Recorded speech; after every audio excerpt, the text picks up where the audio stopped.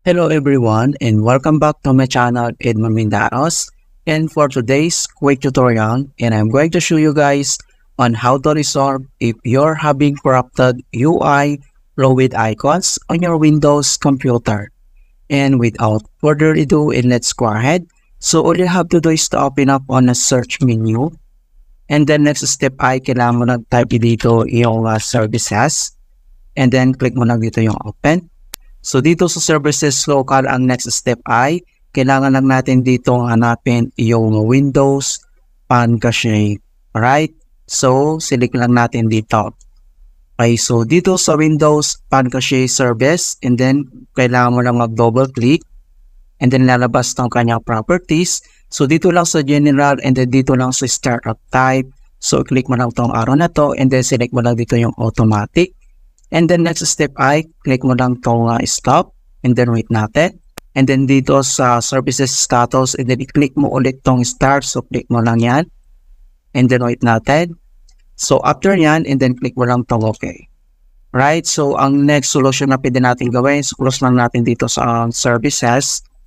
So dito lang sa search menu, and then type mo lang dito yung File Explorer, and then click mo lang dito yung open.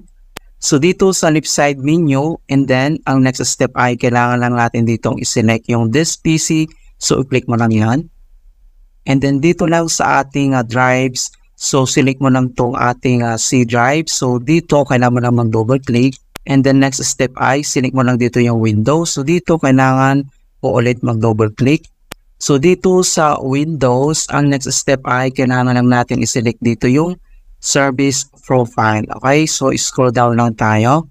Okay, so makikita mo dito yung service profile. So ang gagawin mo, kailangan mo ulit mag-double click, and then makikita mo dito yung local service and network service. So ang next step, select mo lang dito yung local service. So kailangan mo ulit mag-double click. Alright, so dito ay kailangan mo lang select yung app data. Kung wala kang makitang app data dito, so ang gagawin mo lang, so dito lang sa taas, select mo lang tong tatlong dot, and then select mo lang dito yung options.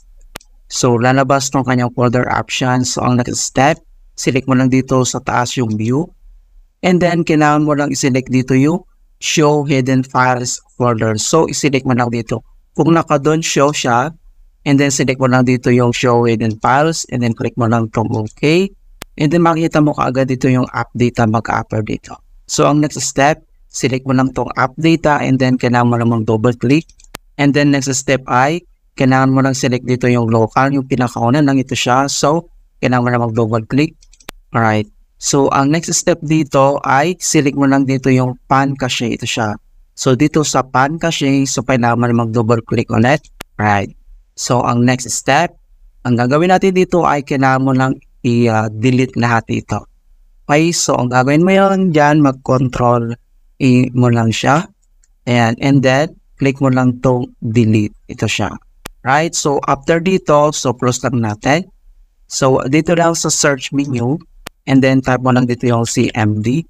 Or ito yung tinatawag na command prompt. So, kailangan mo lang mag-right click. And then, select mo lang dito yung run as administrator.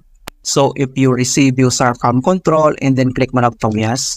So, dito sa administrator command prompt, ang gagawin mo lang ay kailangan mo lang i-type dito yung command keyword na sfc /scan now.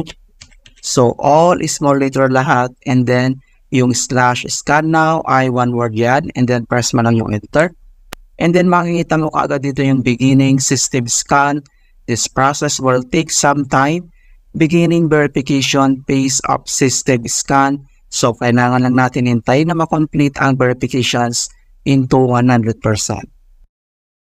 Okay, so makikita mo dito na verification 100% complete. So ang next step natin gagawin, so dito lang sa start menu, and then click mo lang itong restart. Ayan, so ganun lang po kasimple on how to fix corrupted UI flowing icons on Windows. And please don't forget to like this video and subscribe to my channel for more quality content. Thank you guys, and see you in my next tutorial.